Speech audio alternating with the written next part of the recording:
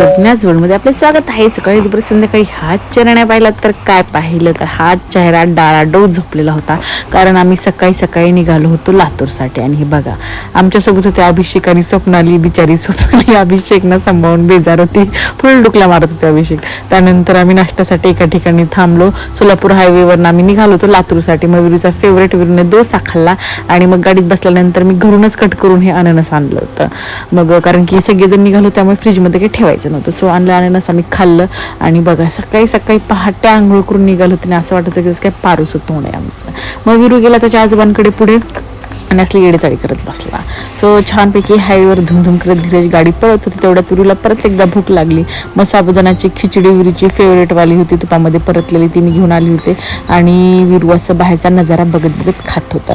तेवढ्यात आमचं लक्ष गेलं का मोठ्या गाडीकडे. हे बघा आधी असं वाटतं ना जसं काही विमानाचेच काहीतरी विंग वेगळं असणार आहे, पण हे होतं आपलं जे विंड मिल असते ना, काय म्हणतात त्याला मराठीतून, आपली पवनचक्की, त्याचं हे पात होतं आणि घेऊन जात होते.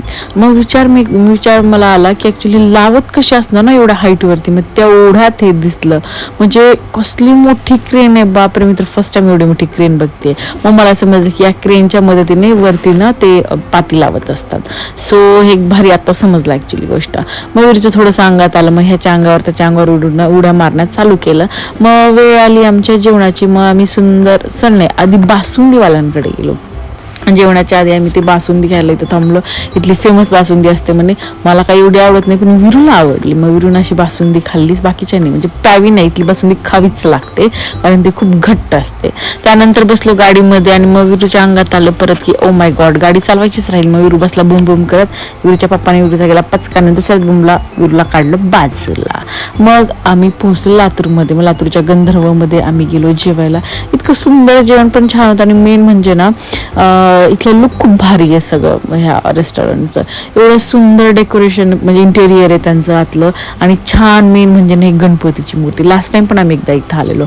मग छान आमचं जेवण झालं आणि मग आम्ही निघालो. विरू तर असा बावऱ्यासारखा पळत होता ना, कारण त्याला असं झालं की कधी गाडीच्या खाली उतरू आणि असे खेळत बसून रस्ता दिसला की विरू पळायचा.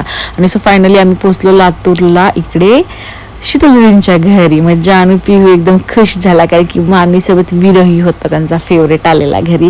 सो आता होणार, आज रात्री होती हळद रोहनची. सो आम्ही होतो खुश.